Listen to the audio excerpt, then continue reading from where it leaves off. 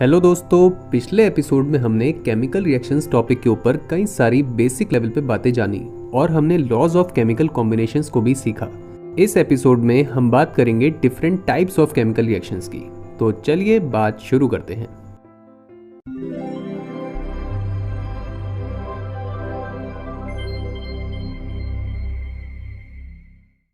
Chemical reaction के ये types बनते हैं बेस्ड ऑन कि केमिकल रिएक्शन में एग्जैक्टली हो क्या रहा है। तो यहाँ पे पहले दो टाइप्स हैं combination reaction and decomposition reaction. हर एक टाइप की केमिकल रिएक्शन के वर्ड को यहाँ पे सीखेंगे, उसकी डेफिनेशन और उसकी जनरल फॉर्म रिएक्शन के थ्रू। कॉम्बिनेशन रिएक्शन यहाँ पे वो रिएक्शन है जिसमें दो या दो से ज़्यादा रिएक्टेंट्स कंबाइन करते हैं और एक सिंगल प्रोडक्ट बनाते हैं, जैसे कि A+B गिव्स AB या फिर AB2 या A2B या फिर AB3। प्रोडक्ट ये क्या बनेगा वो डिपेंड करता है A और B की अपनी वैलेंसी के ऊपर, लेकिन ये बात फिक्स है कि जो दोनों रिएक्टेंट्स हैं वो कंबाइन हो जाएंगे। वहीं पे दूसरी तरफ डिकम्पोजिशन रिएक्शन, जैसा कि नाम बताता है, इससे ऑपोजिट होती है। इसमें रिएक्टेंट में एक ही कंपाउंड होता है जो ब्रेक करता है दो या दो से ज़्यादा कंपाउंड्स या फिर एलिमेंट्स में, जैसे कि AB gives A+B।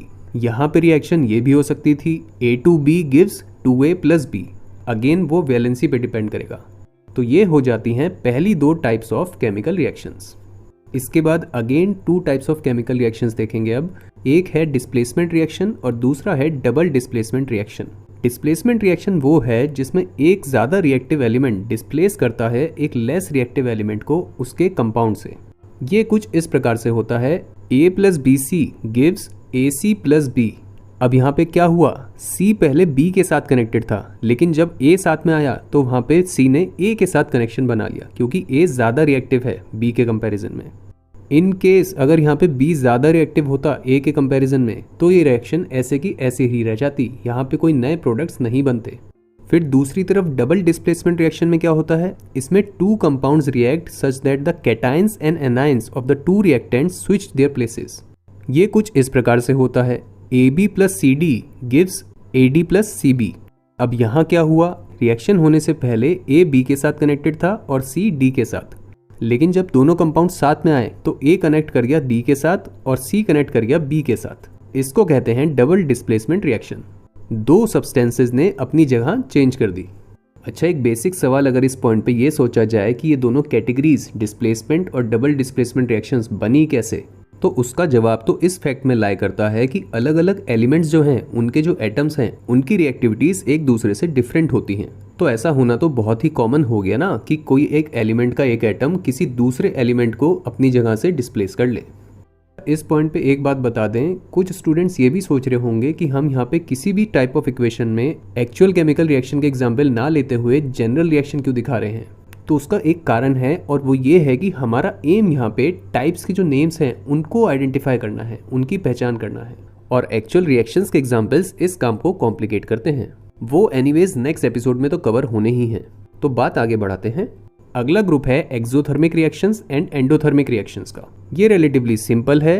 Exothermic reaction वो रिएक्शन है जिसमें एनर्जी रिलीज होती है, यानी कि निकलती है दो में से किसी एक फॉर्म में, या तो लाइट के फॉर्म में या फिर हीट के फॉर्म में। जैसे कि मान लो X हैं एक या एक से ज़्यादा रिएक्टेंट्स, तो ये देंगे Y जो कि हैं एक या एक से ज़्यादा प्रोडक्ट्स प्लस एनर्जी, यानी कि बेसिकली प्रोडक्ट साइड में, यानी कि रिएक्शन होने के बाद एनर्जी निकलेगी।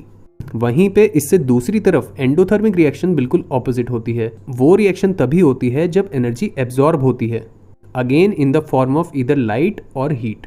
जैसे कि अगेन X हैं एक या एक से ज़्यादा रिएक्टेंट्स, अब इनको जब एनर्जी मिलेगी, ऐड होगी इनमें एनर्जी, तब जाके बनेंगे प्रोडक्ट्स Y।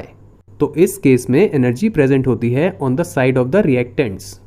अच्छा, अब हम इस पॉइंट पे अगर फिर से वही सवाल पूछें कि ये दोनों categories endothermic reactions and exothermic reactions ये क्यों बनी होंगी, तो इसका जवाब भी इसी बात में लाई करता है कि ऐसी बहुत सी रिएक्शंस हैं जो जब होती हैं तो उसमें एनर्जी रिलीज होती है या फिर वो होती ही तब हैं जब उनको एनर्जी दी जाए।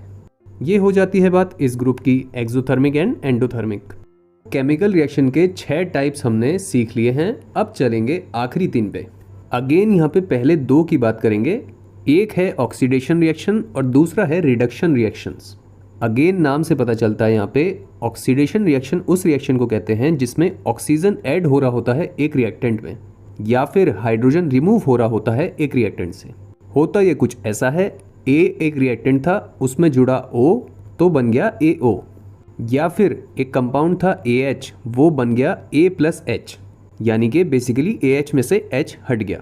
ये हो गई ऑक्सीडेशन रिएक्शन। इससे बिल्कुल ऑपोजिट है रिडक्शन रिएक्शन। अपने आप सोच सकते हो, ऑक्सीजन अगर रिमूव हो गया किसी रिएक्टेंट से या फिर हाइड्रोजन ऐड हो गया रिएक्टेंट के अंदर तो कहलाई जाती है रिडक्शन रिएक्शन।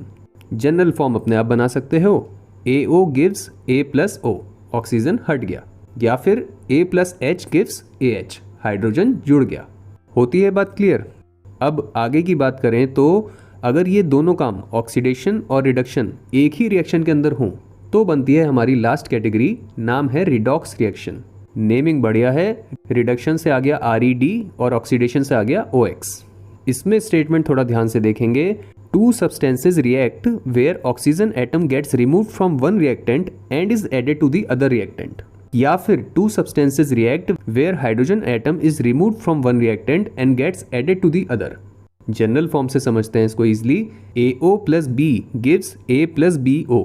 तो यहाँ पे क्या हुआ, पहले O A के साथ कनेक्टेड था और रिएक्शन होने के बाद वही O कनेक्ट किसके साथ कर गया, B के साथ, A से हट गया और B में जुड़ गया। तो बेसिकली रिडक्शन किसका हुआ, AO रिड्यूस हो गया A में, और ऑक्सीडेशन किसका हुआ, B ऑक्सीडाइज होके बन गया BO। बिल्कुल इसी तरह से हाइड्रोजन की रिएक्शन भी बना सकते हो, AH+B गिव्स A+BH। इस बार ऑक्सीडाइज कौन हुआ, ध्यान से बताओ। H जब रिमूव होता है तो क्या होता है, ऑक्सीडेशन होता है। तो AH ऑक्सीडाइज हो गया A में और B रिड्यूस हो गया BH में। ये हो जाती है बात रिडॉक्स रिएक्शन की। इस टॉपिक के 1 पेज नोट्स ये रहे। फाइल का link as you know description में भी है, और टॉपिक को पूरी तरह से माइंड में स्टोर कर लेना है तो उसके लिए आपको आंसर करने होंगे ये रिवीजन क्वेश्चंस। सिर्फ 5 मिनट का ही टास्क है ये। आई होप आपने रिवीजन क्वेश्चंस आंसर किए, तो congratulations on the topics completion. इससे अगले एपिसोड में हम बात करेंगे कुछ मज़ेदार केमिकल रिएक्शंस की जो या तो हमारी डेली लाइफ में होती हैं या फिर जिनकी कुछ ना कुछ एप्लीकेशन है। इसको ओपन अभी कर लो, पर शुरू इसको करना एज यू नो 5 से 10 मिनट के एक छोटे ब्रेक के बाद। ब्रेक माइंड को रिलैक्स करने के लिए ज़रूरी है।